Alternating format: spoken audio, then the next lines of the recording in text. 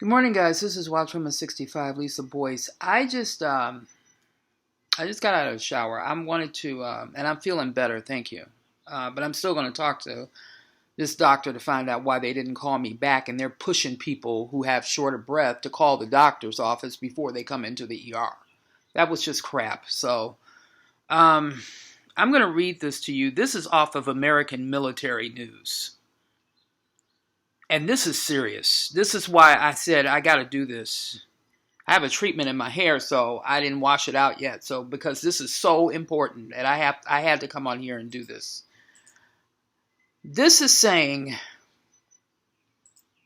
that Chinese experts say viable option to attack U.S. warships with EMP in South China Seas.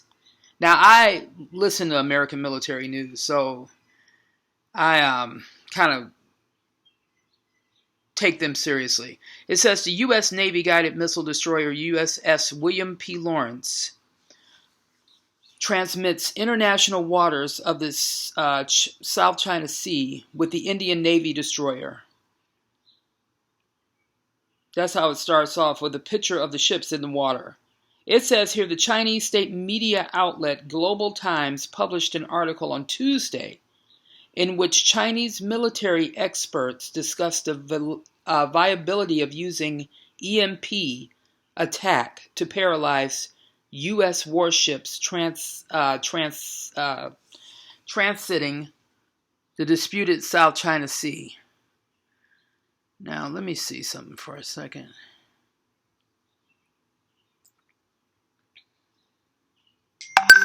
Yeah, this came out yesterday.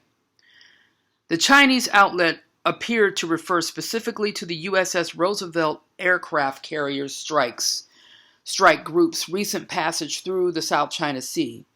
It says this is the third time in just 1 week U.S. warships are known to have trespassed into South China Sea. The Chinese outlet wrote, referring to the Roosevelt carrier group's passage and other U.S. Navy activity in the disrupted waters. Not one time, and we've been watching Fox all week, not one time have they mentioned this. The outlet also published comments from People's Liberation Army Southern Theater Command spokesman Lee, it sounds Chinese, in which he said the U.S. has been using freedom of navigation exercises as an excuse to violate Chinese sovereignty over the disputed waters. EMP weapons are envisioned as a way to emit electromagnetic pulses that may be able to temporarily jam electronic devices. Listen to who has capability of this. China, Russia, Iran, North Korea have all reportedly worked to develop weapons. However, the most viable current option for carrying out an EMP attack involves detonating a nuclear weapon. It says Chinese military expert Song Zuping suggested a low-level laser might also be a viable method of delivering an EMP attack. Song said firing conventional weapons at U.S. warships is not a good choice, but that electromagnetic weapon could be viable for disabling warships and forcing the U.S. to withdraw from contested regions. Song suggested an EMP attack would not cause casualties or be seen in a viable conflict, but would deliver what he calls a strong message to the U.S.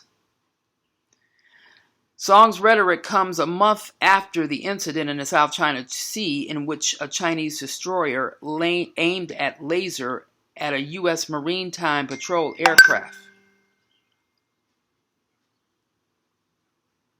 Song suggested the Chinese military was not the aggressor in that incident, but said that using lasers on U.S. targets, as in that case, is a good example and could be applied even more. The concept of using an EMP attacks to force U.S. to withdraw from the South China Sea would appear to fall in line with China's anti-access area denial military strategy. The anti-access area denial strategy appears aimed at quickly overcoming U.S. forces in the disputed region and employing methods that would hinder U.S. forces from returning to the region.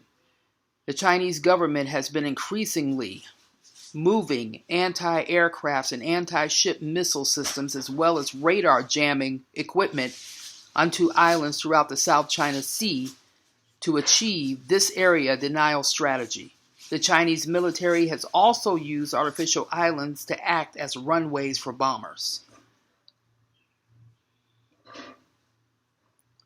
U.S. Navy Admiral John C. Aquilo assessed in December that China is showing no signs of slowing down its military buildup within the South China Sea. This is serious, especially at this time when this virus is out. So you have to believe that China did this on purpose. I'm going to leave the link to this article in the description box, but I had to come on this morning and give you all a warning about this. This is out here. This came out yesterday. So, this virus isn't letting up, but yet they're reporting people in Wuhan have pretty much returned back to normal. That's because the virus is over here in the United States now, so they can return back to normal. There's a New Jersey family, 4 New Jersey family members have died from this virus. The brother, or the father, his brother, his sister, and his mother. And 3 of the family members are in intensive care unit fighting for their lives. This virus is not letting up. But I'll be back on later because I have something else on here too. So I will be back on. Thank you.